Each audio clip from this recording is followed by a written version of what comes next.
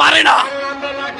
ভাইরা আমার, আমরা সবাই সুশৃঙ্খল হয়ে কাজ করব, কারণ এই বাংলাদেশ গণতন্ত্রের বাংলাদেশ, এই বাংলাদেশ ইনসাফের বাংলাদেশ, এই বাংলাদেশ মজলুমের বাংলাদেশ। তার উজ্জ্বল দৃষ্টান্ত আমাদের মাননীয় প্রধানমন্ত্রী তারেক রহমান। তিনি 17 বছর নির্যাতিত হয়েছেন, জুলুমের শিকার হয়েছেন। তিনি আবার এই দেশের মানুষের অভিভাবক হয়েছেন। তিনি মজলুম, তিনি যখন দেশের মানুষের অভিভাবক হন, তখন আর অন্যায় অফিসার জুলুম চলতে পারে না।